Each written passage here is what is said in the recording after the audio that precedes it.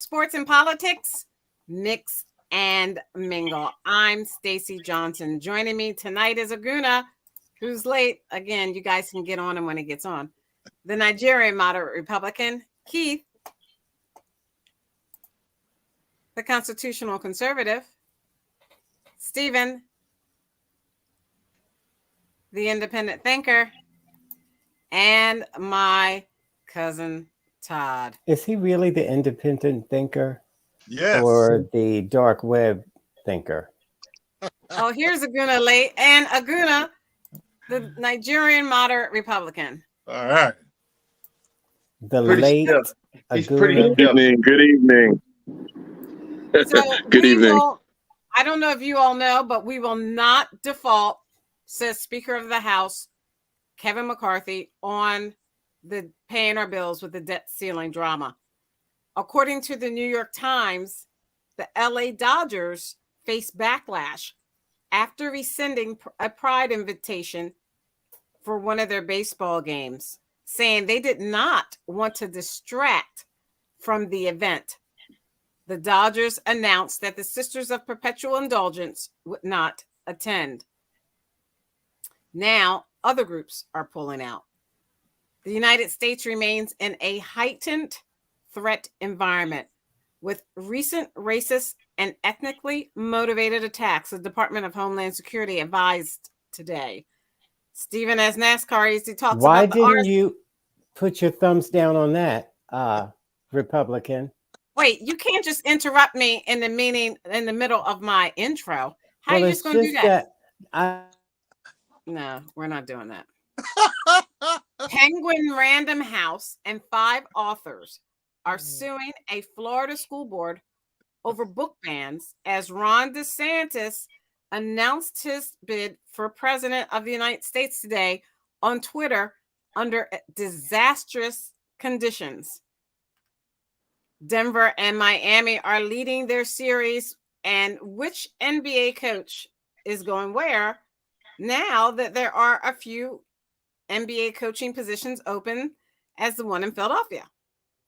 And more if we can fit it in. First up, Stephen with NASCAR. Tell us about the All-Star race and what's coming up next week. Well, this past week we had the All-Star race, and if you are a big fan of it, you would love it. If you're not a big fan, you wouldn't love it as much. But it was at North Wilkesboro, which they haven't raced there since the 90s. Maybe they'll bring that back at the track because it was a good race, even though it was just an all-star race. These guys were not racing for nothing. The winner of the race gets $1 million. It's not too bad. So it really was good. Kyle Larson won. Denny Hamlin could have won. Woulda, shoulda, coulda. But his pit crew didn't work so well late in the race. But it was a little bit. It was eventful. It was a good race. But now we get back to the racing. It's his 14th race. It's Charlotte this week. It's a 600-mile race. It's huge, and it's after the Indianapolis 500 race comes on earlier in the day, and then Charlotte comes on. And it used to be a time when a couple of NASCAR drivers would do both. But they don't do it anymore. They have too much going on their own deal to do anything like that, like they used to do. But that was fun. You catch a helicopter or a plane or whatever, and whatever was fastest at the time and get to the next race. It was always fun to watch them go from one race to the other and just be completely wiped out after that, because it takes a lot to race both of these cars. So this week's going to be good. It's going to be Charlotte. Looking forward to it. But it may rain, and that's going to be a real drag. They're calling for rain here on the East Coast. It's been a little up and down a little bit. We don't know because it's all weathermen, and they're just guessing pretty much. So hopefully the race goes off. Hopefully Memorial Day weekend is nice and sunny and hot for everybody and a nice time. And the race goes on. So looking forward to this. This Charlotte race is usually a real nice race to watch. Really nice 1.5 mile. It's got its own uniqueness to it, and it's a lot of fun to watch. So I don't think we're going to be disappointed this year, be it the trucks or the juniors or the real big time NASCAR boys. I think it's going to be a great weekend for racing and for the Indy guys too. It's going to be amazing. So it's gonna be a full day Sunday of race cars of different sorts. All right. So that concludes your report. Um, Definitely. let's go to Aguna and talk about these NBA openings and who do you think will be the NBA openings or the finals? well, you can talk about I want to talk about the coaches first. There's a few coaching positions open. Doc Rivers, where do you think he may land? And then you can talk about how Denver has a lead over the Lakers in the series and Miami has a lead over Boston in the series. And then Steven. Yeah, and I haven't really been following like the Sixers head coaching job search. I think Doc Rivers, it's going to be interesting because he's going to have quite a few options. Especially as more teams start letting these coaches go. Again, he's a first ballot Hall of Fame coach, so somebody is going to pick him up. Now, unfortunately, his stint with the Clippers didn't end well, and now you look at what happened with the Sixers. It's going to be. I don't think it's a tarnish on his legacy, but when you can't get it done in the postseason, it's kind of like that woulda, coulda, shoulda, that kind of thing hanging over it. But I still think he's going to the Hall of Fame. And I can't speak to a lot of the Sixers job search. I know I heard a couple of names, Riddick and also some of these other names thrown around. But, I'm very, like I said, I think they should have doubled down on Doc a little bit. But, because there's no guarantee that Harden is going to even be back in Philly. Right. In fact, there's rumors that he may go back to Houston. And so when you start making these coaches' decisions based on player emotion or temperament, a lot of times you end up, beholden to these egos, and there's no guarantee that they're going to, pan out. So that being said, these finals are very interesting. Like the Nuggets, I don't see anybody beating this Nugget team. I thought the Lakers would put up more of a fight than what they did. I personally wanted to see Djokovic Embiid final just to see like the first, MVP from last year going against the MVP from this year. But I think the one thing that Djokovic has got going this year is that he's going to get his title. So he got MVP last year. Now he's going to get a title this year. I don't see the Heat or the Celtics, which they got to dig out of a big hole coming beating Denver. It's just not going to happen, especially what they did to the Lakers. I mean, this was a very good Laker team. It wasn't like, they weren't the most dominant of Lakers teams or LeBron teams, but they had caught momentum at the right time, and they were kind of finding their own. And Denver just shut them down, swept them. So it's like, I don't know if Miami could put it, it looks like Miami may close out tonight. I don't know if they'll put up as big of a fight as the Lakers did, but they're very focused in Denver. They went up 2 games. They went to LA and handled business. It wasn't even a series. So yeah, we'll have to wait and see. Steven. Well, I don't have any idea about the coaches or who they're going to take or why they let their coach go at Philly. I have no idea what's going on with coaches. I think it's the silliest thing I've ever seen in my life. So whatever they do, whatever they get, whoever they get, we'll see what happens then. But as far as this is going, the Nuggets will win it all. They are the team. Boston's not it. They won yesterday. They were hitting some points. They got something back from what they didn't have from being down 3-0. But the Heat's the Heat. It's kind of easy. Take the Heat, get the 7.5 or the 8 or whatever you can get. Take the Heat because even money line, just take it straight up because the Celtics don't play well at home. They're not gonna do well. And then the Celtics have nothing for the Nuggets. At least the Heat is a tough, gritty team that can get in there and really, really mix it up. I was very disappointed in them last night. I don't know what happened. Maybe they just got too cocky. Maybe they needed to lose. Maybe that was the best thing for them. But it has been very interesting, and it was great to see LeBron lose 4 straight games. And I think maybe unless he plays with this kid, he may be gone.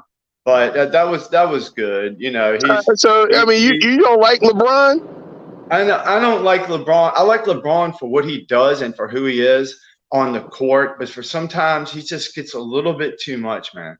Just for a little bit too much for me, like in other ways. But I respect him. He's a top 2 or 3 player of the lifetime, man. So I love LeBron in so many ways, but some things detract that from me a little bit.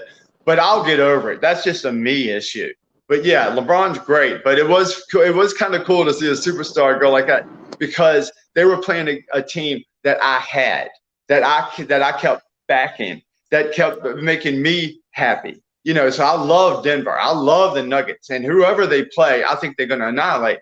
And I like last week I called for a sweep and maybe a game in 5 or maybe a sweep, but I thought it was going to be kind of quick on these two, and then the next 2 teams that play is going to be great. And it would be. I am got a soft spot for the Heat if they can take out the Celtics and then win it all against the Nuggets. But I think the Nuggets are just too much. They have way too much that they can deal with. But maybe they can take it to 7. It'll be a great series. That will. So let me. I'm showing you the my screen, and if you see, it says 2023 NBA coaching tracker news, rumors, interviews, personnel changes, updated May 22nd, 2023 at 6 p.m. Fox Sports. The NBA's coaching carousel already began moving moments after the 22-23 regular season ended.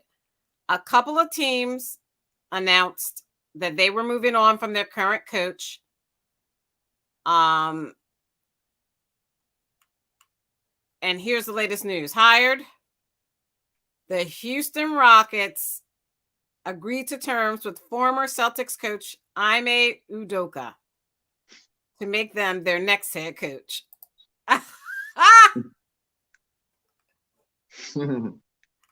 Any comments, Aguna, Steven?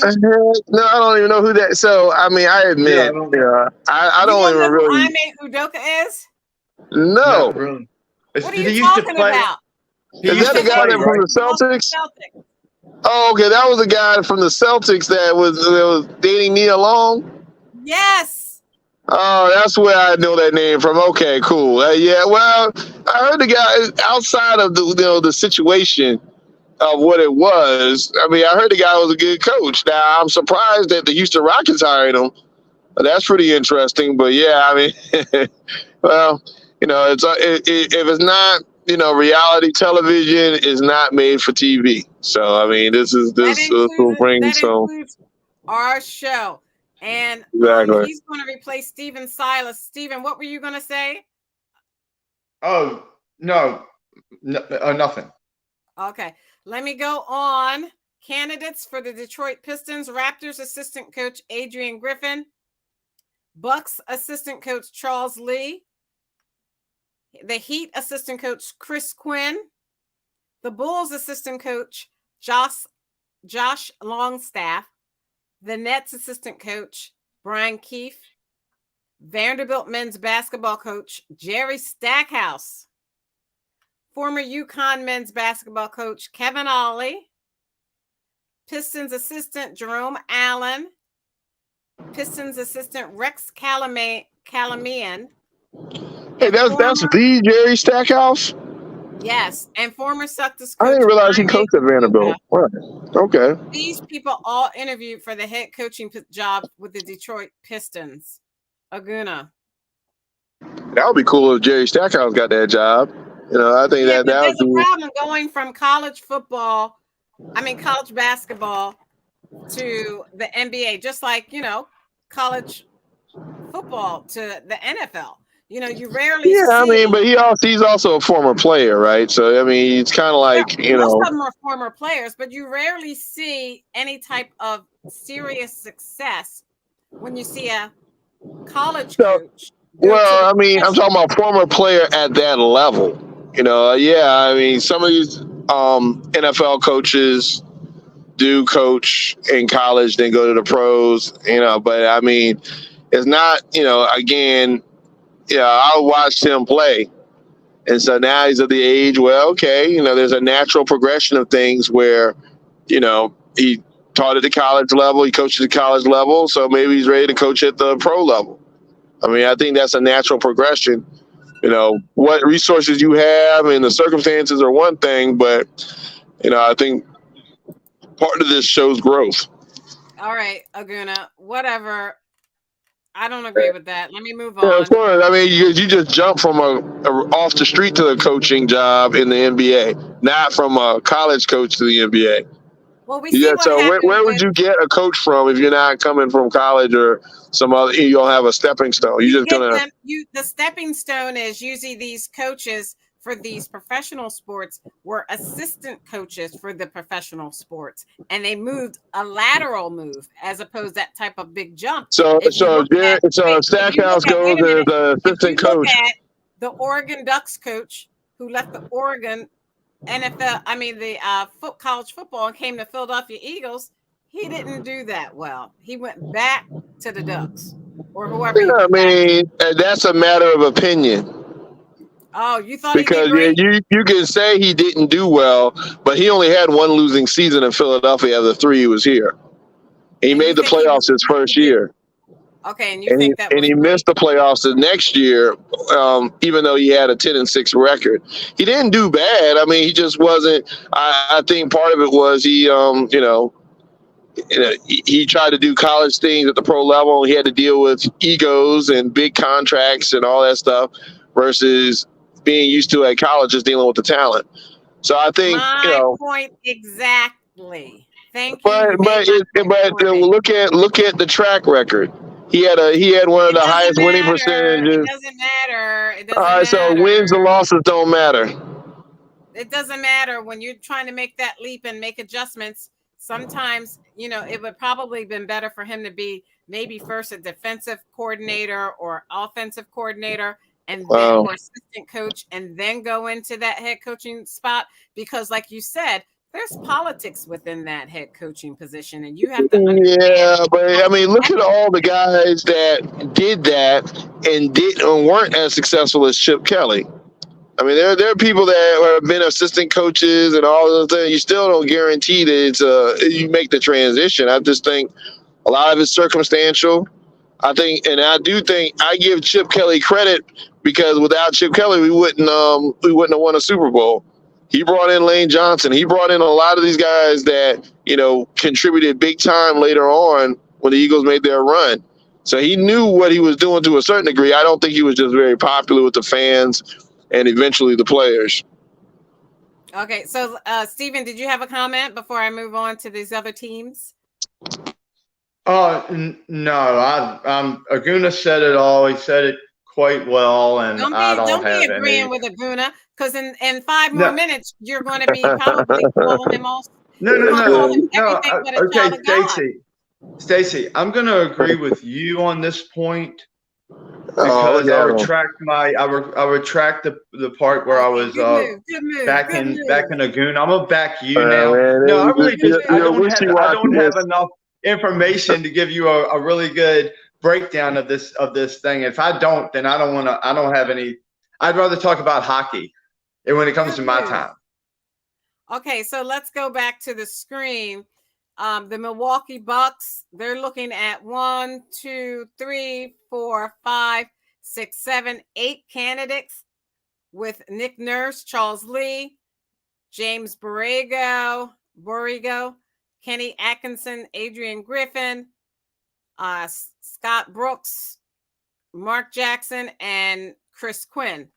Then the Sixers they're looking at former Bucks coach Mike Budenholzer, Sam Cassell, Mike D'Antoni, Frank Vogel, and Monty Williams and Nick Nurse. Aguna.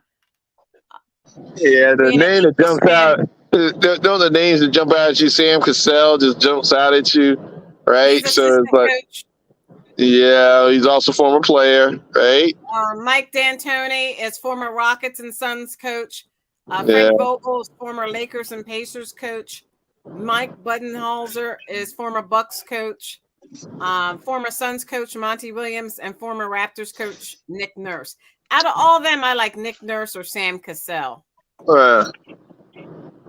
Yeah, because a lot of times with these coaching jobs, a lot of it has to do with name recognition. A lot of it has to do with, because you got to have the skills and capability to coach at that level, but then there's also the star power associated with the name, right? The players, I think these guys grew up watching a lot of these players that are vying for these head coaching jobs, and so there's a certain level of respect and command you can have in the locker room based on the fact that you've been there and done that. So it'll be interesting to see what happens. But I do like Sam Cassell just based on the name recognition as well. But a lot of times that's not enough. But it just in these circumstances, it looks pretty intriguing. So for Toronto Raptors, we have 1, 2, 3, 4, 5, 6, 7, 8, 9, 10, 11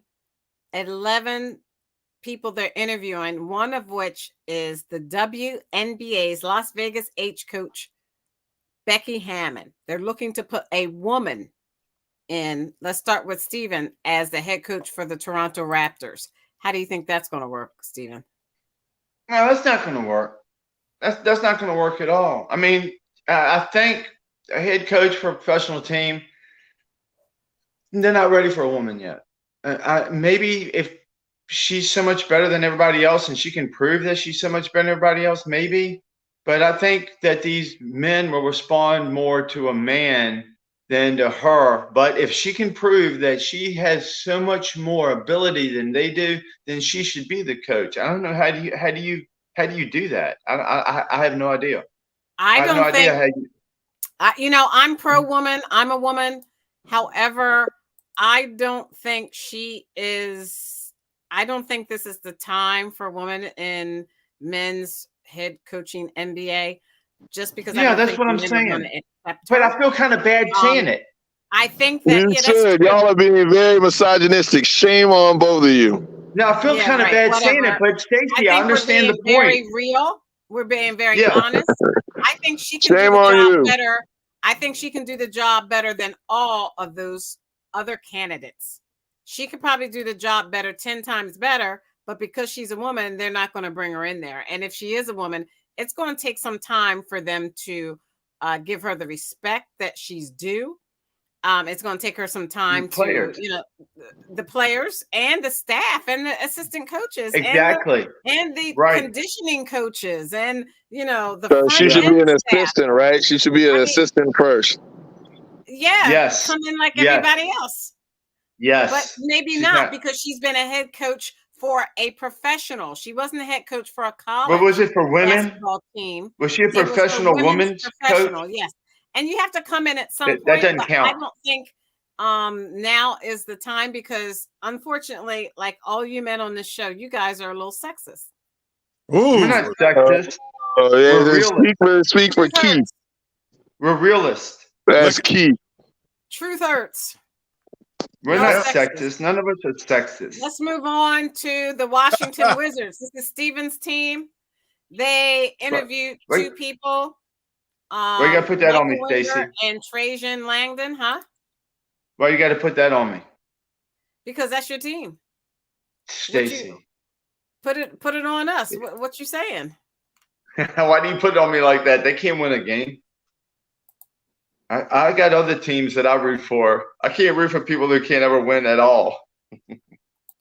Well, that means you won't be rooting. I mean, if you take it like that, I think that's a wrong attitude because the Philadelphia teams couldn't win forever. And like Aguna said, we're always a bridesmaid, never the bride, but we're still rooting for our team. We don't stop rooting for Aguna has been the bride many times lately. Aguna's been the bride many times. The Phillies, the never caught the bouquet. The Eagles. Who else? Wait, who's the soccer team? The Union.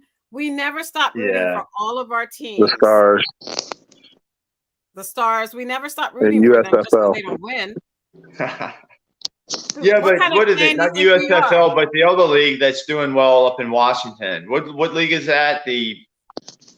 Is that the American XFL with the Football. Defenders or something like that? Is that? Yeah, the Defenders. That's it. Yeah, so they've done well. Did they end up winning it all? Because I haven't heard anything about them in a while. Maybe it's over.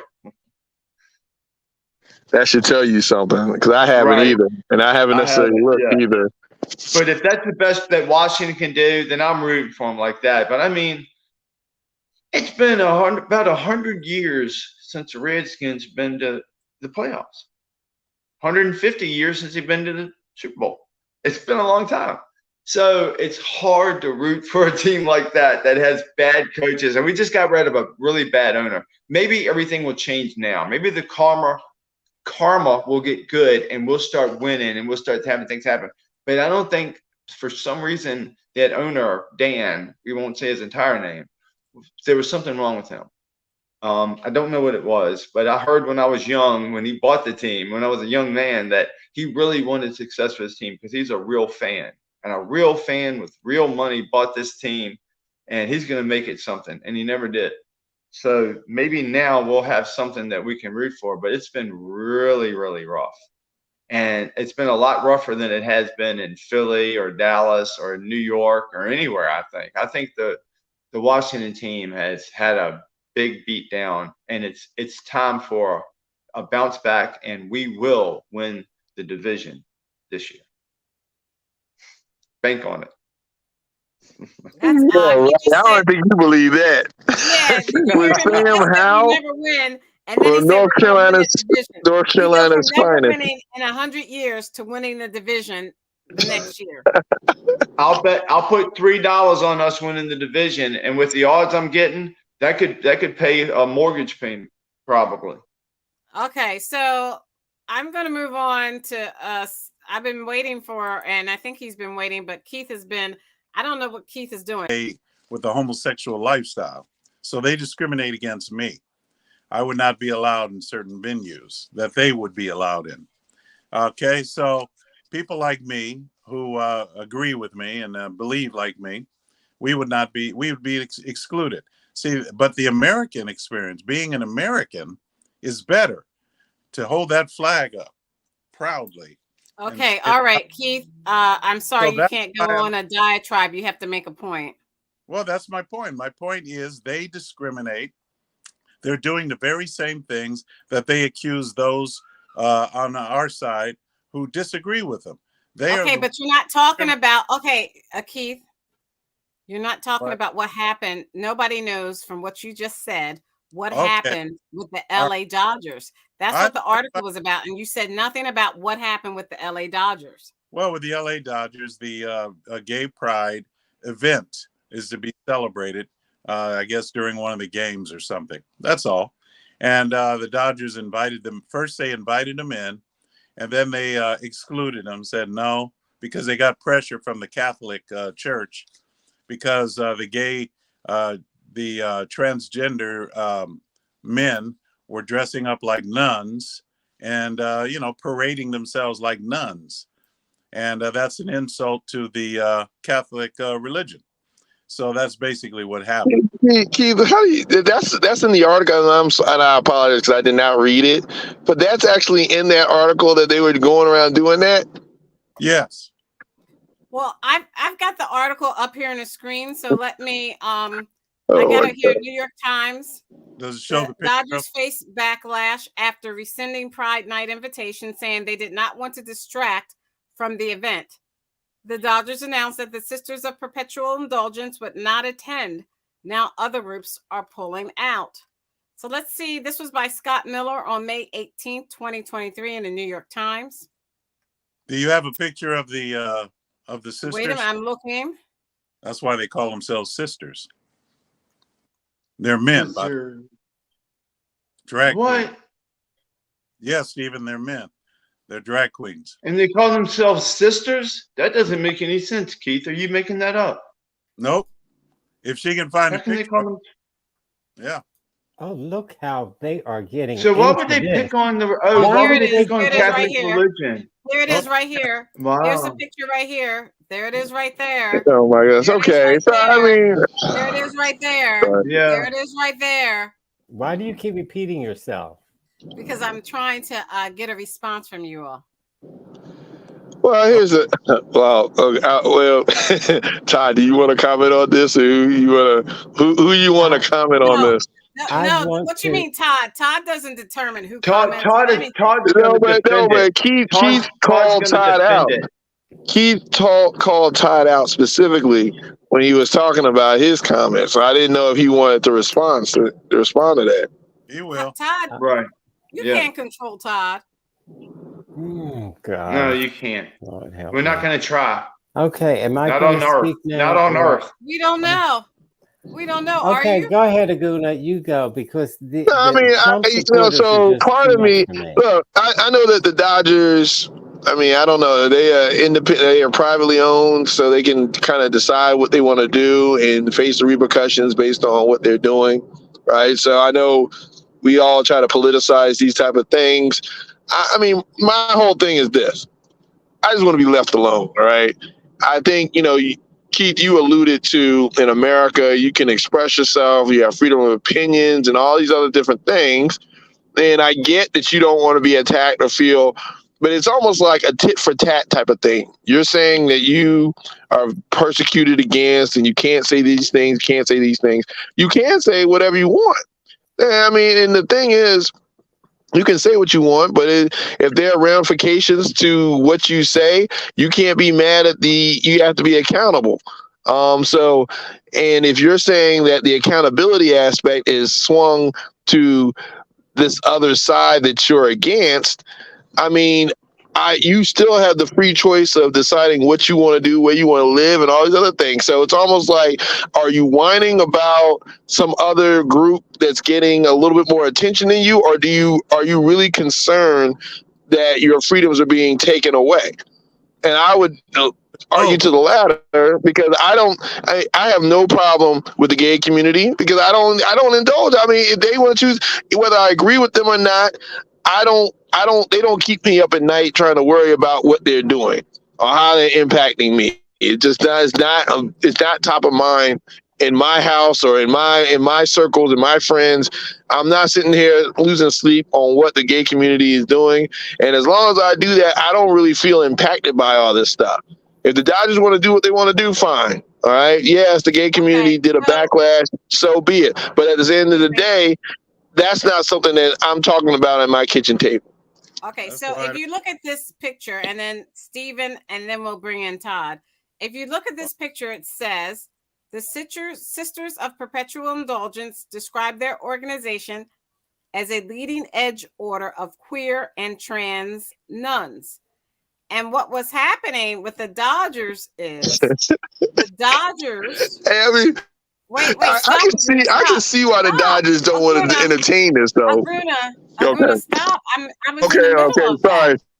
that. The club announced Wednesday that it would no longer honor the Sisters of Perpetual Indulgence with its Community Hero Award in a pregame ceremony that evening, effectively disinviting the charity protest and street performance organization that employs humor and religious imagery to call attention to sexual intolerance. So the Dodgers were going to honor them with a Community Hero Award.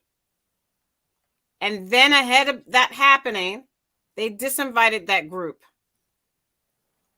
Stephen, should they have done that?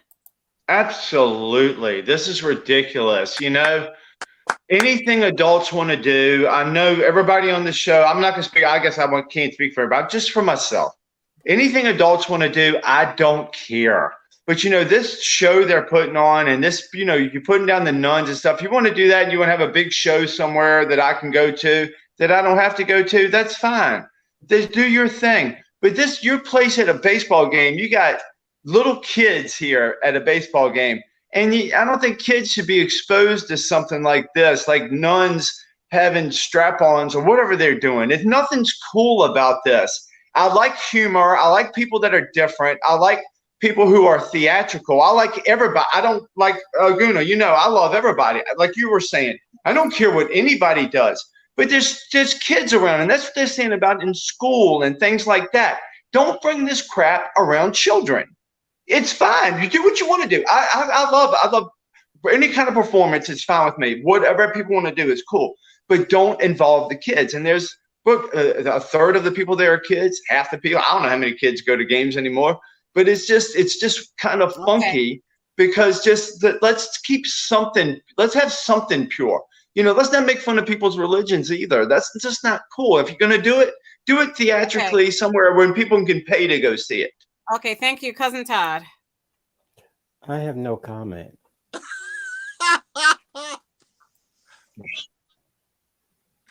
Oh gosh. I'm sorry, Todd. I had to laugh at that one. No comment. Boy, I tell you. See, once again, I did that earlier, though. I didn't have a comment about something I couldn't speak about that I didn't know about. So I understand Todd saying he said, I don't know anything about this crap. I ain't got no comment. he also says, I get you. I never said I don't know anything about this. Don't put words in my mouth. No, I was a casting expert. This is what's bringing down the civil society. It's destroying our. Well, I don't know about that. Oh, but it is. I do know if you look at this screen. I know it. We have evidence in the Bible. That's what happened to Sodom and Gomorrah with their kind of antics. It's not showing, but this person's nails looked really, really nice.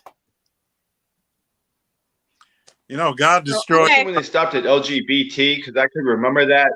When they put extra letters, I cannot remember it. I can remember LGBT. That was the good old days. I can't remember 17. It's a bigoted, ignorant ladyboy who loves culture wars, and he thinks that's going to win him the presidential election. Funny thing is, the only books he's banning are books about not sex. As Stephen likes to think. No, it's books about like Why the Cage Bird Sings. There's a whole list of books that he's banned, which has nothing to do with sex. Stephen's right. It's about sex. Mm-hmm. And so for him to ban books on like Why the Cage Bird Sings, like I was saying, it tells you there's something behind this. Well, what's he doesn't want African American studies taught in school. He doesn't mind Latin studies or European studies. He doesn't want CRT. Or any other studies, just not blacks. And so when you have somebody like that, that is blatantly racist. When children should be taught, like, for example, even somebody like Stephen and Keith were taught about Martin Luther King and Harriet Tubman. And, well, not now. You can't be taught anything Black history in Florida, which is disgraceful. Now, you can, like I said, European studies, he didn't touch that. Why not? But it's not true, Todd. What you're saying is not true. Studies, he didn't touch that. No, it's critical race theory and all the crap they want to bring in. It's all the woke agenda. He's keeping the woke crap out of school. Stephen, what is critical race theory? What is that? I gotta hear that. I gotta hear this.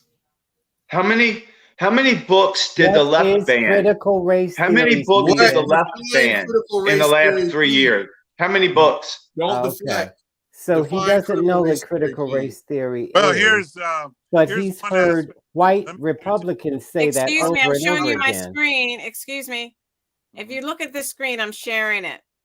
Open America files lawsuit against Florida School District over unconstitutional book bans. The lawsuit was joined by Penguin Random House Publishing. Parents and authors asserts that Escambia County School Board unlawfully removes or restricts access to books about race, racism, and LGBTQ identities. And here are some of the books that they're defending in court. If I can make this bigger, I would like to read what it says. Uncle Bobby's Wedding. when a DT became a brother, Oh, two boy. boys kissing, That's BS. out of darkness, all That's boys right. aren't blue. You heard it, Aguna, and you're a father, so watch out. Two boys Yeah. You know, and kissing. so Too bright. okay. And Too Bright to See. Look, These are the books this is that my they were position on banning. this, and you're right, Keith. I am a father, and I do have strong opinions about what my kids can and can't read and all that. But as a parent, here's the thing: do you think actually by banning these books in school, again, if we're going to talk about banning books in school, we're talking about censorship. We're talking about all these other things. We're talking about overreach of government. We got to be very careful when people start telling us what to learn and what's right, what's wrong, because I'm emotionally feel some kind of way or uncomfortable about conversations about race and sexuality. Yeah, I mean, there may be some debate around what age sometimes these kids should be exposed to these conversations. I get that. But, if you're going to do that, ban everything on social media, ban everything on television, ban everything that's going on the things that really influence our kids outside. I mean, do you actually think that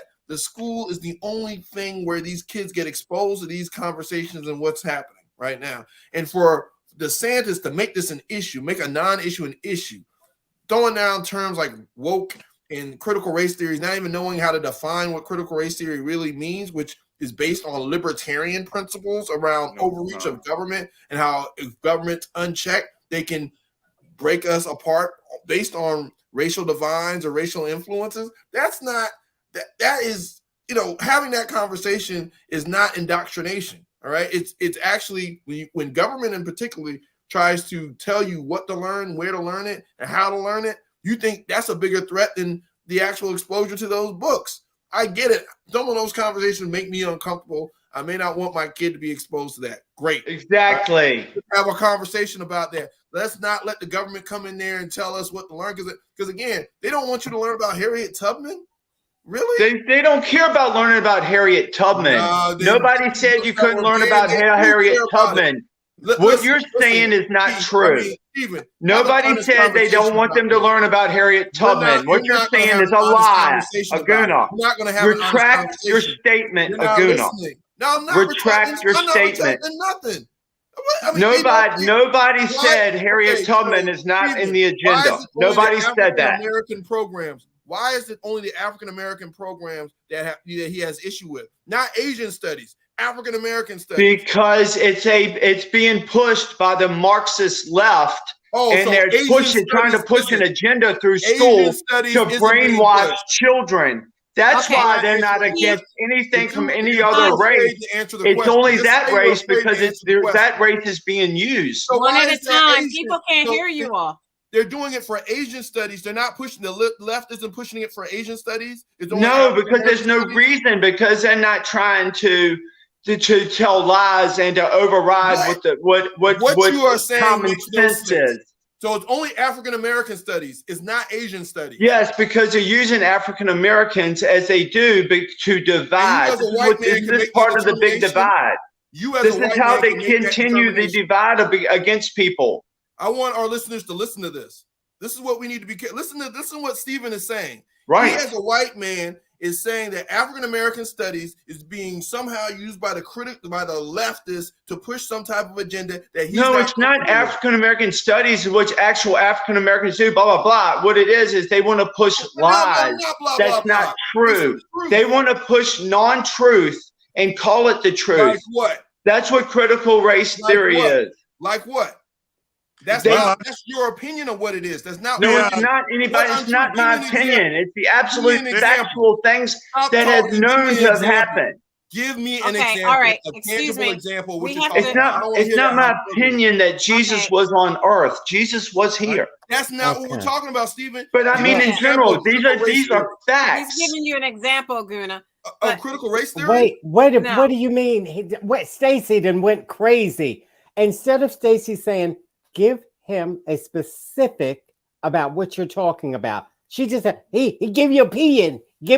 No, what is critical race If he theory? knows what critical No, race that's theory not what I was is, saying. give me an Don't example put, as of Todd something says, that wait a from minute, critical Juna, as race theory Todd that you're says, uncomfortable Critical with. race theory wants to push That's not what I'm the fact saying. that the black. You're not going to talk over me. I'm tired of you all talking over me. That's not what I was saying. Stephen made a comment, and I was saying I think he was saying an example of what Aguna. He was talking asked about him. Jesus. He wasn't That's talking He all about did I critical race said. not. theory.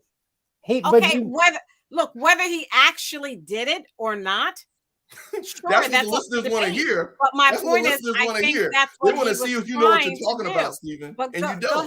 ahead. Who was going, Stephen or Stephen, Aguna? tell us about example of critical race theory. Go ahead.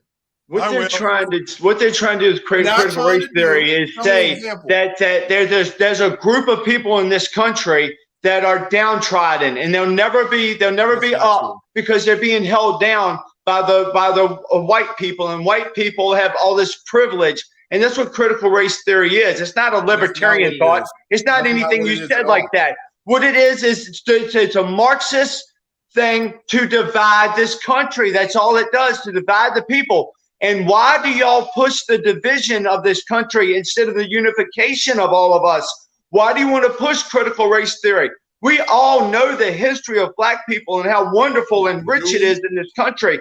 Why do you want to say that white people are so bad, black people are so good, That's not what it Indians are says. so good? What It's you're nothing to doing do with is you're creating a division, and that doesn't need to be there. I think by sweeping it under the rug creates division. Nobody's By being sweeping so anything under cowardice the and rug. have the conversation. Nobody's What you're sweeping saying is you don't anything even want to under have the rug. conversation. You can't even have No. the conversation. You're so cowardly, No. and You feel no, so because at the insecure. time, Okay. You cannot have the Stephen Aguna, has to at the stop time, talking. this is Because how what you it just was. described It's is not not critical because race theory. no, critical race theory says that white That is people not are what it says. dangerous, they're not good people, they hate black That is people, not they're what it racist. says. This is what critical race theory teaches. Oh my That's God. not Okay, true. so did And Okay, the black redlining people are happen not or didn't it? victims. Did Stephen? redlining happen or didn't it? Did redlining happen? Yes or no?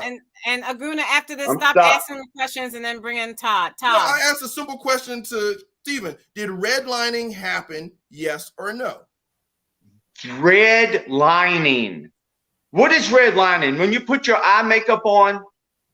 See, yeah, avoid the Okay. question because you don't I don't know the question. What the hell is redlining? I redline when I race my car and the red line goes It over. went completely over your head, and you just showed our viewers that you What don't is know what the hell you're redline? talking That's about. right. Does anybody, You showed Keith, our you know what? viewers you have no Anybody, do y'all idea know what what you're talking about. redlining Does is? not. Yes, ma'am. We What do. is redlining?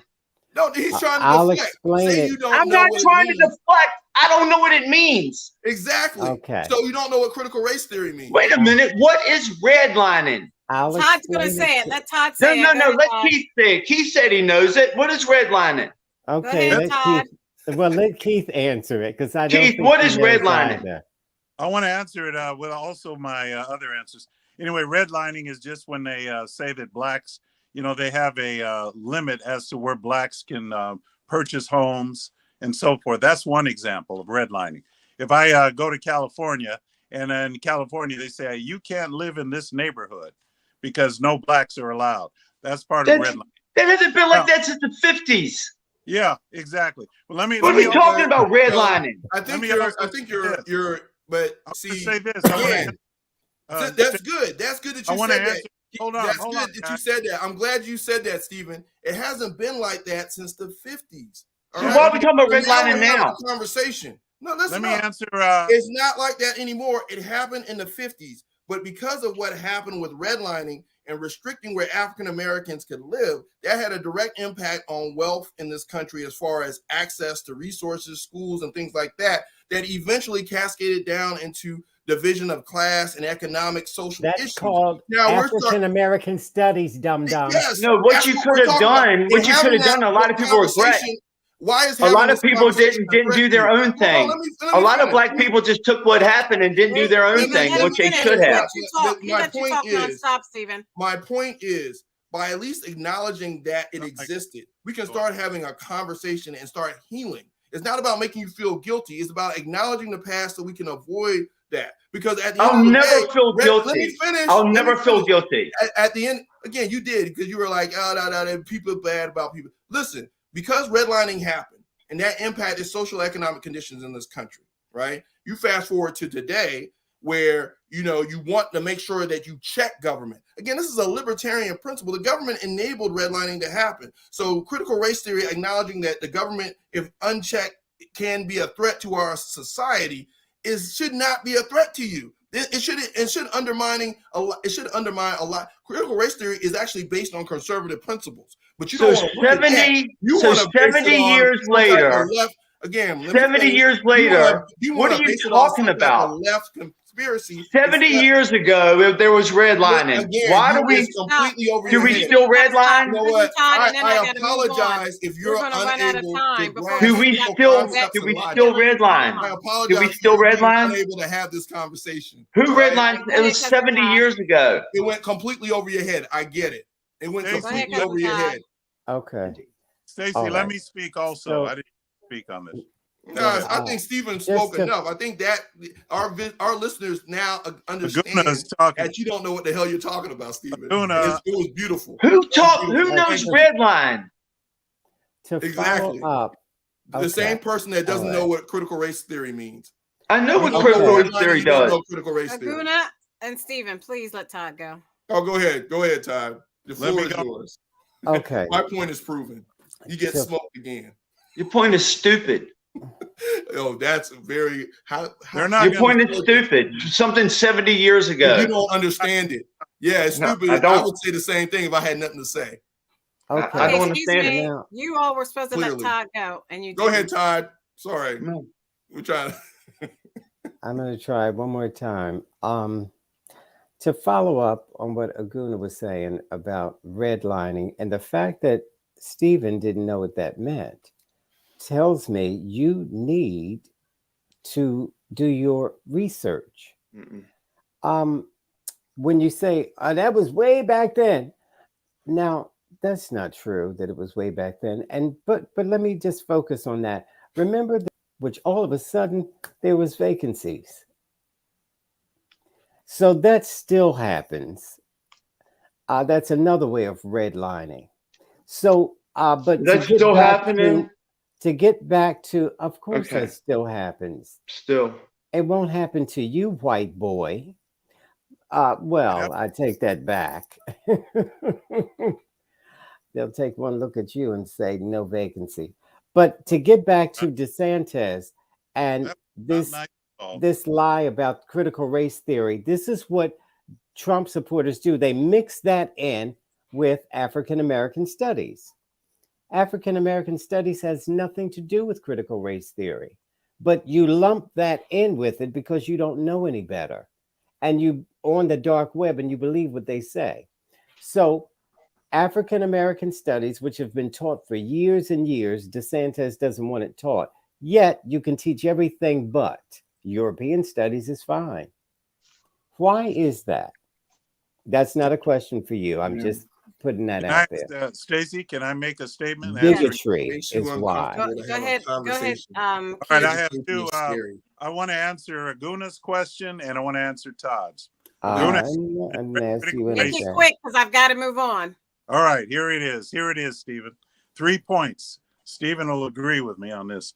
Critical race is based on Professor. It is not based on that. That is not true. That is true. The critical race theory was taught long before she wrote that book. Let him talk, even if you don't agree. Just let him talk. That's not true. That's not true, man. Just let him talk. Let Keith talk. Critical race theory was taught in the 70s, dumb. Let Keith talk. It doesn't matter if it was taught in the 70s. He's talking about 1600s. Go ahead, Keith. He's talking about a book called 1619. Keith, please continue. Todd, stop. Todd, please. Okay, you gotta let Keith. Let Keith go. Really quickly. I'm trying. Succinctly and quickly. Keith. I am trying. If you let me get through these 3 points quickly, I can do it. If you then you make your curriculum, and they have to go. So, let me ask you something.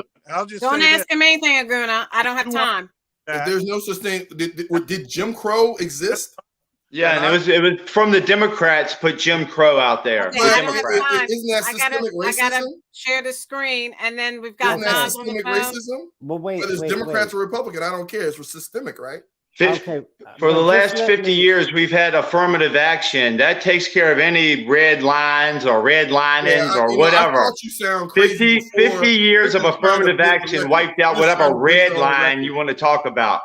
Look, you're just trying Okay, to break your own record of excuse me, sounding crazy. excuse No, me, and it's excuse just me. destroyed If our you look at the country. screen that I have, Hey, excuse just me, read a if you book look or at the something. screen Get that I educated. have up, Come on. it says Florida sued for redistricting Chinese citizens, other foreigners from restricting, I'm sorry, Chinese citizens and other foreigners from buying property. And then Elon, this is AP, Christ. This is Associated America. Press This is News.com. America. Elon Musk's historic Twitter event with Ron DeSantis struggles with technical glitches.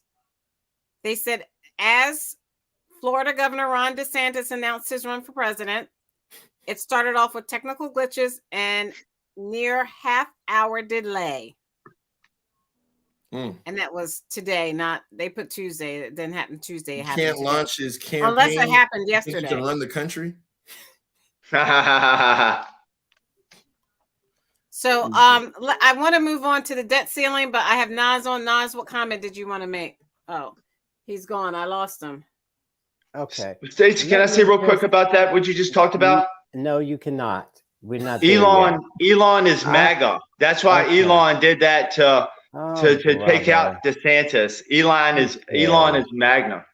I just want to say this because you have to have some rebuttal for that nonsense that was just spewed about the 1619 Project, which that book just came out maybe 4 or 5 years ago. And they were teaching critical race theory in the 70s. So that has nothing to do with the 1619 Project, a book a girl wrote. That's just how stupid these people are. And they just attach anything. Read it And so that book has nothing to do with critical race theory. They were teaching this, and they don't teach this in elementary school or middle school or high school or colleges. They teach it in law school. So the nonsense that Stephen and Keith are spewing, they don't want to teach that. They have never, ever taught that in school, only in law school. I mean, why do they tell lies in law school? To teach lawyers how to lie? Todd. Nas, you want the government to indoctrinate you and tell you what to learn. I'm a little older than you guys, and I do remember it. You're talking about the DeSantis, thing? Well, they were talking about the Florida book ban that spilled over into Governor DeSantis's announcement for his presidential bid. Yeah. Well, I mean, I think we all kind of knew this was coming because you don't go to war with Disney unless you don't plan on staying in Florida long term. So I think we always knew he was going to run. I think people are going to be really surprised when they find out outside of the culture war stuff. Like, you put him on stage with Trump, like, it's going to look real bad for him. Like, he's not a really good speaker. He tends to get away with, like, telling reporters to be quiet and speaking over them and really not getting into details. But he doesn't have the personality to carry that off like Trump does. So I don't think this is going to go well for him. Probably going to make some money off it and everything else. But besides that, this is an ill-advised move by him. But as far as the restricting things, as far as, Chinese immigrants and things like that, that doesn't surprise me. They're really riding the wave of anger and racism. And if they can placate to these people without actually giving them policy, then, they can take advantage of it. But of course, that's not going to stand. All that stuff is going to be overturned. And what they've done in the schools is really going to be a problem. Because not only are you going to force it's going to be a brain drain. Not only are some of the top, Florida high school kids, as far as scholars, going to go to school out of state, some of your young women in Florida are just going to decide they can find a better life elsewhere without restrictions on, abortion or the idea of immigrants being a bad thing. And then remember, go look at, you can look on TikTok. Like, there's a lot of people posting these job sites where, they did these sweeps on illegal immigration. And now, because they were paying people, below minimum wage and off the books, you can't get Americans to work for that because Americans can't make a living working for that. So, this is going to be a disaster. That's all I got. They can come to California. California will accept them. Okay, so I want to look at we're running out of time, but I do want to go over the debt ceiling. Let me share my screen. It looks as if they're going to leave DC for the Memorial Day weekend without coming to an agreement. The Dems put back push to force vote on debt ceiling, written by Eris Foley and Sylvan Lane on May 24th, 7:03 p.m. Eastern Standard Time, a little bit over an hour ago, in thehill.com. It states that House Democrats of all stripes signed onto a discharge petition as part of a bid to force a vote on legislation to hike the debt ceiling to stave off a default. However, Democrats would need the backing of at least 5 House Republicans for the effort to be successful. If a majority of the lower chamber backs the effort, Democrats could force a vote on legislation to lift the debt ceilings. They said they're 5 signatures away. Do you think they'll be able to get those signatures, Keith? Well, they may, but I would say one thing for sure: the Republicans had better hold out. I think they should hold. They've already got the, they've already got the cuts that they, in place that they want to have. All they have to do is hold out, because they need to stop the spending, and that's what the Republicans are saying. They're not afraid to raise the debt ceiling, but they just said stop the spending in certain areas, and they've got it all worked out. This time I say the Republicans are ready. They just need to hold out. And by the way, I just wanted to say the only book, I say bring all books back into the classroom, including this book, the one book that will cancel out all books, the Bible. Anyway, go. Now if it makes you feel bad about yourself and feel guilty. I feel like Keith is a media creation for this show. This Exactly. is not a real person. Sir, you are an actor. There's no way you think like this. I'm convinced. Why am I an actor? Because I hold up the Bible? I mean, if you think about it, you can't be serious about what you just said about the Republicans and the cuts. I mean, because you didn't say one cut that you agree with. Yes, there should be cuts. Cut. Okay. What? Stop giving money to Ukraine. 1. Okay, and that's 0.00001%. You cut that 0.00001%. Aliens. Stop giving money to 0.002%. Okay. So if we look at this article, again, those aren't major cuts at all.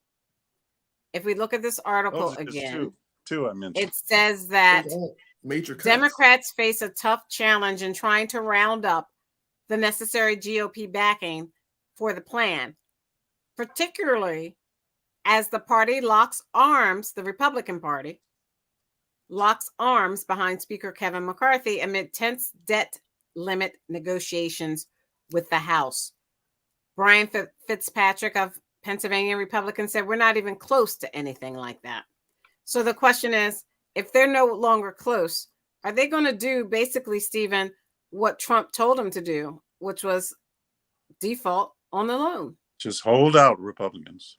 Hold out. I don't know. I think I got such disinterest in it because the public is not privy to the negotiations. We don't know what's going on behind the scenes. We're not good enough as just being citizens to know what the two sides want to do, what they want to, give and take and all that. I think it would be good for we could know, and maybe that they could get like a feel or maybe a poll of what the people kind of want. Maybe they could represent us that way, but it's not transparent and it's nothing we can do about it. And it shows you that the fact that we can't have an insight to their negotiations or anything they're talking about right now. It shows us that we have absolutely no power, and they're going to make sure, and for all of them there and everybody that serves them directly, they're going to be okay. And how much they can hurt us without us taking pitchforks and fire to them, because that's what all of this is about, and that's why I don't even want to talk about it, because there's nothing we can do about it. Republicans, Democrats are working together, Stacey. And they're going to Okay, make so it harder for Aguna- all of us. Fine. They should hold out. They'll be So fine. Aguna, there's nothing we can do. I mean, first thing we can do is educate ourselves on what we're actually talking about. I mean, you heard Keith try to quickly say, hey, just hold out, because he's not concerned about what they're cutting or what they're talking about cutting. He's just concerned about the dog in the fight, not the fight in the dog. Hey, just hold out, take it to the libs kind of thing. Versus, okay, what are we really trying to do? And in principle, what are we really talking about? We're talking about defaulting on money already spent. This, I mean, it's very irresponsible to talk about spending when you already spent the money that we're talking about paying. That's so not you're true. going to sit there and, I mean, again, I know fiscal, I know financial economic law and all of that. Some of it is COVID Nobody money. on this show can go to challenge me on Listen, that. Aguna, some of it's COVID money. Finish, please, please. Some of it's COVID money that hasn't been spent yet. It's money they You're not already telling the spent. truth. Yes, it is, Stephen. That's how the debt ceiling works. Why are they in debt? Because they spent the money. They haven't spent it. So They have for said they're going to spend it. They haven't spent He it. didn't talk, Stephen. He didn't talk. But he's not telling the truth.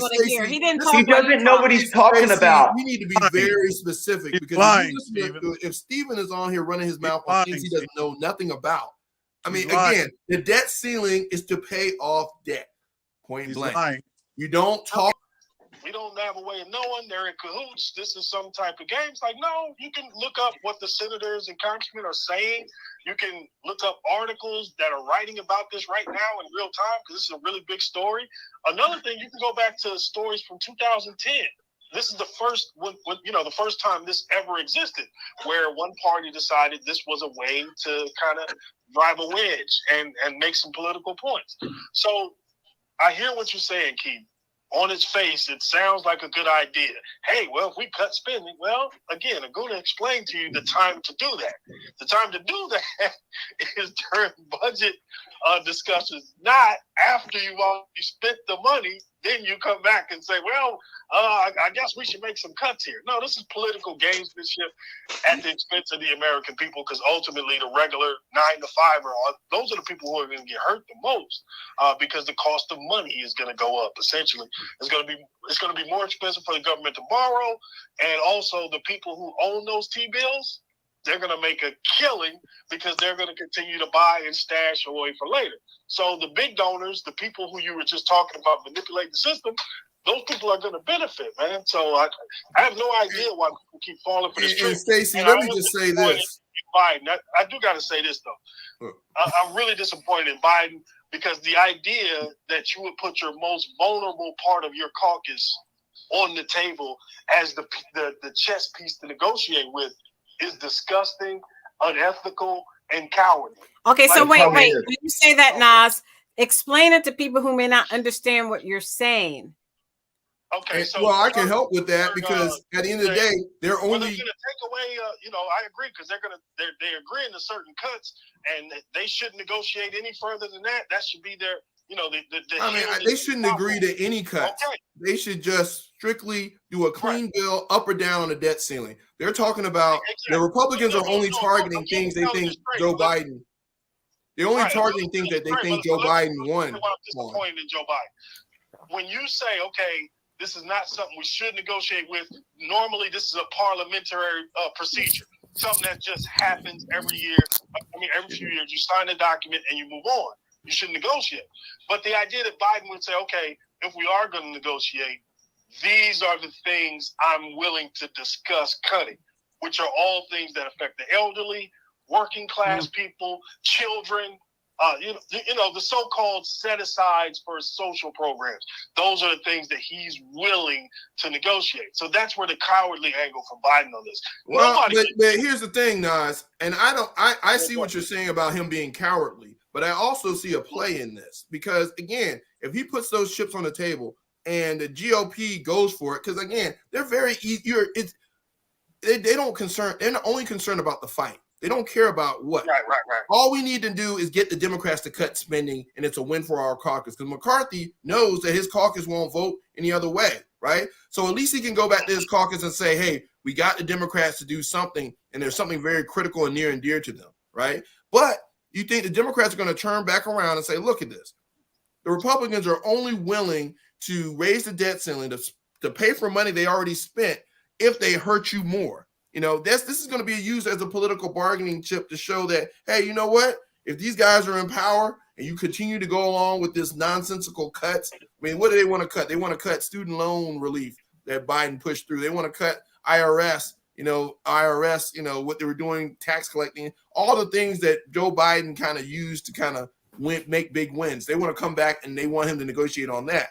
So he's going to throw out some red meat. And if they take it, what Joe Biden is banking on and what the Democrats are banking on is that the naivety of the GOP to just get a win, because ultimately they're going to use this as a tool to rally their troops and to make sure that the GOP doesn't win the presidency or the Congress going forward. So if I was the GOP, I wouldn't fall for that bait. The budget the following year, they're going to include all of those things, and then there'll be another fight, and there'll be rallying points from each side. Like, yeah, I get your point. Like, there's some strategy to it where it could work, but ultimately, again, it still puts the vulnerable on the line. Why use the vulnerable as the bait? Because you're negotiating with someone who doesn't care. You're negotiating with someone that's going to do what they want to do. Something else as a bait. It's like, why would we use Todd as a bait for Stephen and Keith? Well, because they're going to attack him. They always do. Anything LGBTQ related, Keith is going to defer and say, Todd, make a comment on this or something. He's going to do something silly like that. And then Todd's going to check him like he always does. And then Keith is going to try to deflect and say something about Biden. And then, Hunter Biden's laptop. And then Stephen's going to talk about Benghazi. And then we're going to go right back to the same thing we got to in the beginning of the show. So we're no different than Congress and the halls of the administration, you're saying? All right, pretty much. I mean, except, I'm trying to be a centralist here, but I can't even be a centralist here. We are different in that we have limits. Hold on. Keith and Stephen said they haven't really looked into this. This is not, something they're really interested in. The Republicans know exactly what they're doing. They figured out in 2010 that this could be used as a weapon when there's a sitting Democrat president. So when Trump was in office for those 4 years, they never broached this idea. Never came up again. Why? Never talked about spending. It's a political weapon. It's not an actual idea that helps anybody or makes good policy. And then here's the other part. I really think Americans should just take some time to look into the idea of a sovereign nation, the ability to be in debt, which is an advantage, not a disadvantage, and also a printing press. Go look at the nations who don't have a printing press when they go through financial hard times. Bless you, cousin Todd. Thanks. It becomes Are we a sovereign nation? Recession or depression in those nations because they don't have the ability to print the money to be able to ease through the good times, like ease through the bad times. Think about it like this. When a teacher goes to the grocery store and a Guna goes to the grocery store, when the teacher pays for her stuff, it doesn't say government money that's being spent and then the Guna's is private money that's being spent. It goes into the same pool. The only thing that matters is just keeping the economy rolling because both of them are what? They're spending.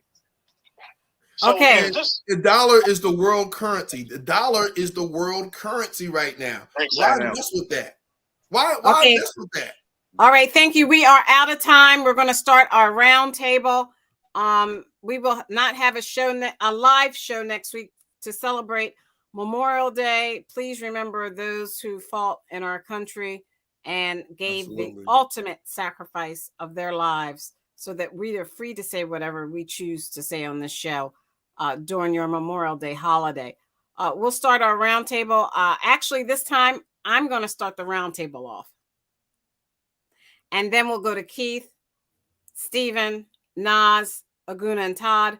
And you can talk about whatever you want to talk about. So I'm going to start the roundtable off with my experience with former NFL player Jim Brown, who passed away.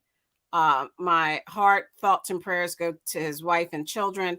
I got to actually spend time in Jim Brown's house in the Hollywood Hills with him and a friend of mine who was dating him at the time. And he picked us up from LAX airport and took us back to his house. And no woman was thrown out of any window.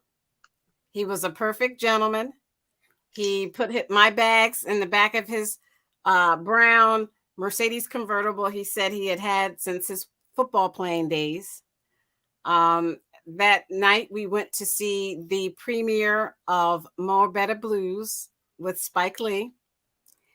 And we had a great time. We met and talked with Spike Lee. I sat next to Robert Townsend during the preview of that movie. Went back to Jim Brown's house. He had. Oh my gosh, you are just name dropping. I'm about to say, wow. And what I loved about Jim Brown's kitchen was he had this refrigerator that didn't look like a refrigerator. It just looked like a regular, a cabinet. And you opened it up and it had all these fruit juices. And at the time, I'm not a big drinker. You may not know that. But I lost my mind. I was like, look at all these Dole fruit juices. I can mix papaya and cranberry. And, I just had the best time in the world. And I didn't even think about the fact that he had those fruit juices because they were mixers for alcohol. But for me, it was like great because I just could have any kind of juice I wanted. So I mixed all my juices and had a good time as I heard all this metal clinking the glass tables that he had down there because he had a lot of guests over. And that earlier evening before we went to the premiere, Timmy Brown came over with his, I don't know if his wife or girlfriend, and his son at the time, Sean. Now, Timmy Brown played for the Philadelphia Eagles and was very instrumental in them going to the Super Bowl at the time in the 60s.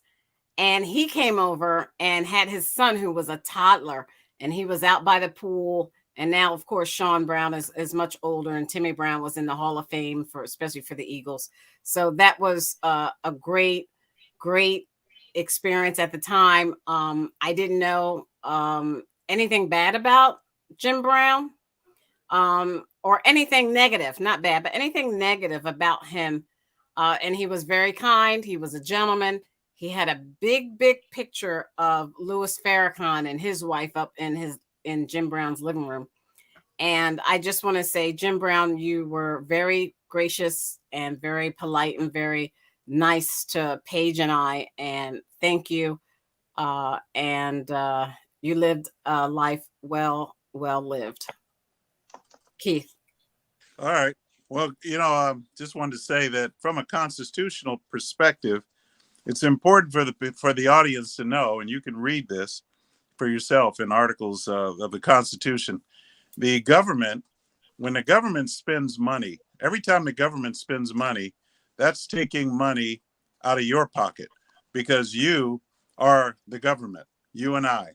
So government cannot print money or spend money without getting it out of the economy. Okay, they take it from the economy. When we spend money privately, we stimulate the economy. So it's a false notion that government is actually stimulating the economy by putting money in. That's a false notion. That's a phony notion. And don't believe that lie. You got to understand economics, basic economics. So the government. Please explain this basic economics. Hold money that comes from private citizens. Hold on. So government spends money. When government spends money, like building a road that you drive on, takes money. Government does not produce. Government does not produce. They have the printing press. They actually do produce the notes. The individual produces. So government is taking it from somewhere, just like individuals. When I spend money, but government builds roads, government builds bridges, they build infrastructure, they provide R&D for. Okay, you got to let him. This is his time. Please stop so he can finish. We're running out of time. Go ahead. Roads, yes, the government builds roads, but that's from the money that I put in. We contribute to. Do you benefit from the road? Aguna. Right now, he flies everywhere he goes. He's like he flies in a helicopter. The government has more than the private sector can put into government. So in other words, with all the tax base, the taxes that are going back to government, it's not enough to cover the spending that government is doing. So that's what's causing such a great. The government doesn't enable you to pursue happiness. Taking my credit card, and my credit card is maxed out. if my credit card is maxed out and I'm still able to borrow money, well, what is that doing? Putting me in further You're a debt. private citizen. You're not. So You don't have a fire department. You don't I have just want to say this, and I'm done. Arjuna! I want to say we gotta rationalize this. You gotta let him finish. These guys are going to come along after me, and I'll be done. I won't be able to say anything in response. But I just want you guys to hear this out. Government spends spends our money. Its government has nothing. They don't produce anything. We produce the money that we put into government, and government is supposed to use it in a responsible fiscal way. So that's what's happening right now. And one more point: the government never runs out because it constantly prints, print. And that's what inflation does, is when you have more dollars, you may have a whole wheelbarrow of dollars that could buy a loaf of bread. Why? Because you have too many dollars out, and that money has been printed over in abundance. Yet there's no value on information it. So that's where we're going. That's where we're going. Thank you. Stephen. Yeah, since we have Memorial Day coming up, I want to tell you how thankful I am that I haven't lost my father, who was a soldier for decades, and he still keeps moving forward. And that's what he says. When you know he's doing well, he'll tell you, even in the state he's in right now, he said, "I keep moving forward." He just got over being really ill. But I want to just thank him tonight, and maybe he can see this show, because he taught me how to forgive, how to be compassionate, taught me how to fight, taught me how to take a punch, how to work on cars, how to do everything I'm going to have to need to survive, how to treat women, how to be cool. You know, he was one of the coolest. He always reminded me of Elvis. And when I was a kid, I thought Elvis was really cool. And he was just like that. Like he wanted to try, but he had a like people have something about them. And my dad has that about him. And he still, no matter what happens, no matter what capacity he's in, you still know it's him. And he's saying, "I'm here. I'm gonna keep moving forward. And we're gonna see what happens." And that's really cool. And I really appreciate it. I'm so blessed to be able to be here and say, my father, I don't have to think about him on Memorial Day because he's still here with us. Thanks, Thank you. Nas. Yeah, so I wanted to talk about something else, but just anybody out there, just Google the debt, Google tax collection and government spending, and you'll get a better idea from that misinformation that Keith gave you. He has no idea what he's talking about. All of that was incorrect and silly. Matter of fact, you go to any state that has a major army base, naval base, or anything there, if you remove that from that state becomes impoverished from that very moment. That's how much government spending matters in a nation. And again, at the end of the year, they're not sitting in Washington waiting on Keith's tax check to come in the mail in order to pay the bills. It doesn't work. But the thing I wanted to talk about was Stacey, bringing up Jim Brown. If y'all get a chance, look up Bomani Jones on Jim Brown. He did like a 20-minute thing on Jim Brown. It's really good, got into his life, his thoughts, and everything else, because he's a complicated guy. And the reason he's complicated, because he's human. There's not been a human born that was perfect yet, and I don't think there ever will be.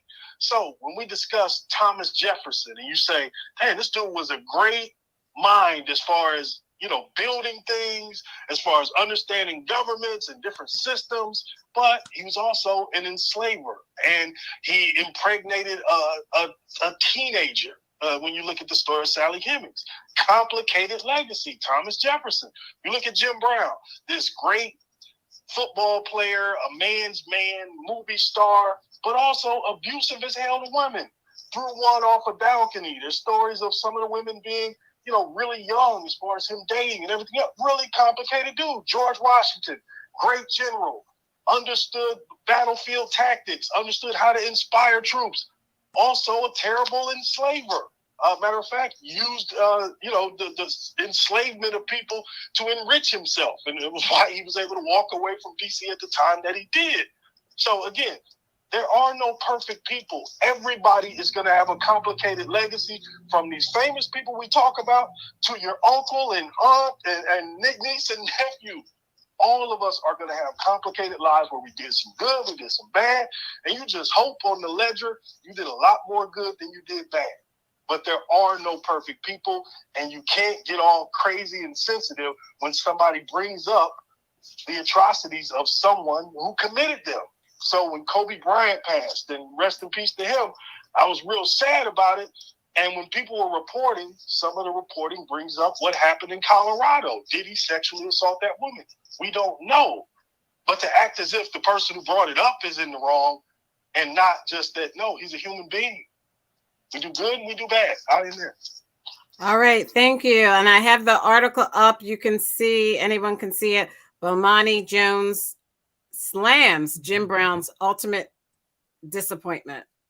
Could not take accountability.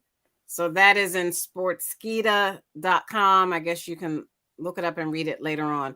Aguna. Yeah, I know this week Tina Turner passed away, which I was saddened by that. I mean, she was an inspiration to a lot of folks. Life is short. I know we get into it on the show about our different political views and perspectives, but I do think I do have mutual respect even for some of the wrong opinions expressed here. I think that as we go into Memorial Day, it's important to not only understand and reference our loved ones who are here, been lost over the years, but also just revel in the fact that we can have these debates. As long as we have these debates, I think it's part of it is being able to listen and to engage and to understand perspectives that you may not agree with, but there are perspectives. And when we challenge each other and when we engage each other, if you can't consume the knowledge or even rebut that based on facts or just engage in the conversation, I think that's bigger than the problem than not saying anything at all or trying to cover it up or ban it or anything like that. So as we look back on Memorial Day, we look back at some of these celebrity deaths which are really impacting us as individuals, just find solitude in the fact that we're here, and hopefully we'll wake up tomorrow and do it all over again the next day. So I hope everyone enjoys the weekend and their Memorial Day and use it to reflect on life in general. Thank you. Cousin Todd. Okay. Two things. One is Stephen's father. He served in the military, and I was wondering why Stephen wanted the government to default if his father was going to be affected directly by that. Senior citizens, people on Social Security, disability, people in the military. So does he realize that those are the people that'll be impacted when they go over the cliff like Trump wants them to do? That's number one. Number two, I'm going to take a page out of your book and talk about a sports hero. Speaking of Stephen and Keith again, their hero, who they were devastated when their hero, and I don't know why he's their hero, but he is, Bruce Jenner. These people, I guess they thought they were going to marry him or make out with him or something. And so since he went into his transition, now Keith and Stephen are devastated by it. They don't know what to do, and they've never gotten over it. So sorry, Keith and Stephen, you'll have to find your own wives. Is that it? That's all. Pride, hey, Keith, Pride Month is coming up, Keith. You're going to be real busy in June. Well, I'm very proud of this. Yeah, go figure. What did you say, Nas? No, I can't believe Todd was able to get that off without anybody jumping in on him. I just knew one of them was going to jump. Well, no, Stephen is gone, so it's only yeah. Keith. And so Keith we doesn't have must his say that on. What's so special also that Stephen didn't mention that I do want to mention Stephen is can't work. Keith can't work without his friend by his side. So he doesn't know what to do. No, we do. Excuse me. I try to be polite, which you guys do not. I try to let people talk. So Stephen somehow was disconnected from the show. I don't know if he lost his service or his out of energy with his electric, but we need to say happy birthday. Out of his energy. Oh, yeah, like he got his maybe electricity his cut charge. off. No, his charge may have gone off on his laptop, but we want to say happy birthday. Stephen's birthday is Memorial Day. Yeah. Oh, wow. How about He's a fellow Gemini. happy birthday? I don't know about happy. I don't know if I wish him a happy. Well, you know, DeSantis may ban birthdays next year. We never know. Yeah. Well, at least for the black. It's only birthdays are offensive to age. Well, I want to hear the DeSantis interview tonight, so I'm going to have to sign off. I want to hear DeSantis. We're about to sign off, Keith. Don't go anywhere. We just wanted to say happy birthday to women and men of the U.S. military for all that you do in sacrificing your lives so that we are free to say whatever we choose on this show. We are forever indebted, and happy Memorial Day. On behalf of Aguna, the Nigerian moderate Republican, Keith, the constitutional conservative, Stephen, the independent thinker, happy birthday. Nas, thank you for joining us. And my cousin Todd. You got the eagle hat. Is that an eagle hat or a hawk? What the hell is that? What? An eagle. Yeah, put that Hawks hat on, man. No, that's definitely not the dirty birds of the South. I'm Stacey Johnson. Let's keep this conversation going on Instagram and check us out on Twitter, Twitch, Instagram, like and subscribe on YouTube, and check us out on Stephanie Stallworth's The Flow Television Network. We'll see you in June, right? Yeah, week Greatest after month next. of the year. Week after next, we don't have a show. We don't have a live show, but you can always look back and see what Keith, Todd, Aguna, and Nas had to say on any of our YouTube shows at any time, 24/7. Good night. Good night. Stacey, can you make sure you send your tax check in so hopefully the government operates The road Take your is check out. all the stuff the government does for us. The government just takes our money. And Stacey, why did you try to be shady with Steven? You said maybe his electricity got cut off. No, I meant his computer. No, I meant his computer because remember last time his computer went off because he said he hadn't charged it. So I was thinking The maybe FBI FBI came in there and cut it. And then and then thing running for 9 hours watching all the conspiracy videos. There's no battery left after watching all that nonsense. Hey, Nas, you neglected to say what else I said, that the government, the spending of government far exceeds the amount of money it takes in for taxes. That goes to show you how out of control. Okay, so Alexander Hamilton and Thomas Jefferson, you remember those two figures, right? Yep. Do you remember what they were arguing about? Because you're constitutional, so of course you remember this. Yeah, the Fed. He wanted a Federal Reserve. That was Hamilton. And in that sense, why did he want? Well, the Federal Reserve comes much, much later. Alexander Hamilton wanted the United States to be able to be extended credit to be able to do deals with Europe and other nations. And the other side said, no, we're going to stick by the gold standard. We don't need credit. Yeah. Now, what happens if we don't take the Hamilton route? Well, we don't take the Hamilton route. We would restrain our spending, which would have been a good thing, in my opinion. So I disagree. Okay, so we don't take the Hamilton route. We don't become a world power. We stay the junior partner to England, who already had credit lines everywhere else, which caused what? Once you have those credit lines, you can invest in different technology, ideas. You can create trade deals with other nations because you're not scraping together the cash to do deals just straight up deal for deal, cash for cash. So what you're talking about actually shrinks your economic pie. What Hamilton did, which is why he was right, and which is why the U.S. is what it is to this day, you expand the pie because you're taking more risk and you're taking more money in, which means what? You get bigger payoffs later on. Yeah, so, and we're big debt if too. you want a better answer, I can give you one, but hell, that's pretty good, right? Fine. So, Keith, what is the U.S. debt? What does the U.S. debt do to you? The U.S. debt, what it does to me, What does it do to you?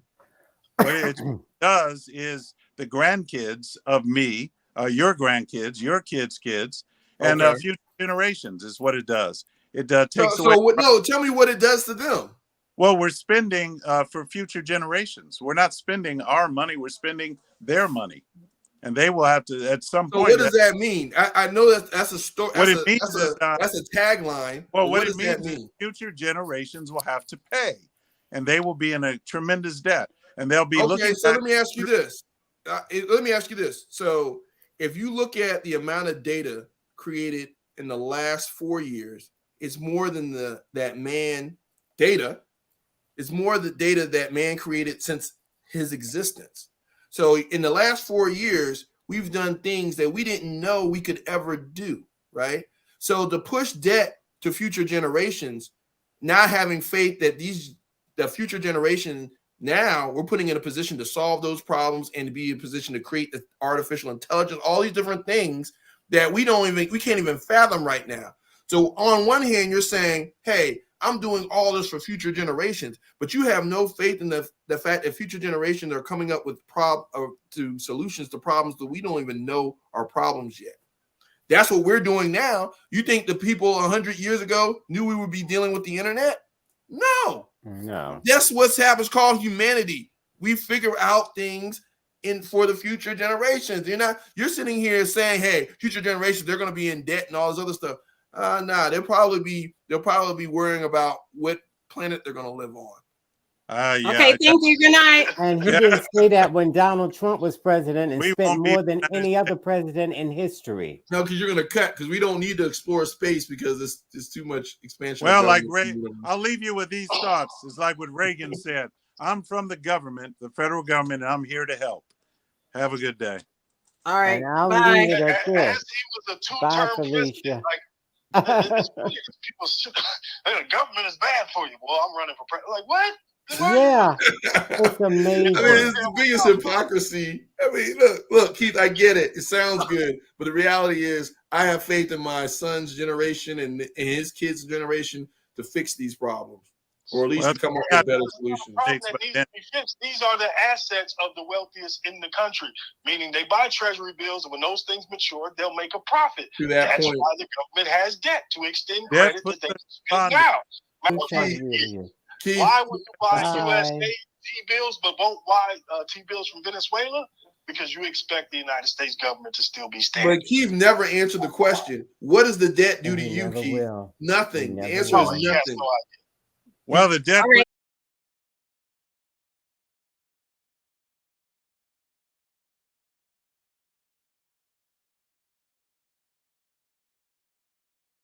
enslaves me to the lender.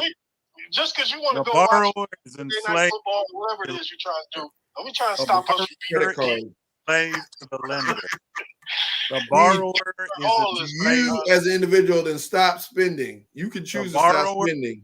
Is enslaved to the lender. The borrower is enslaved to the lender. The borrower is enslaved. You have no idea what you're talking about. All right, good night.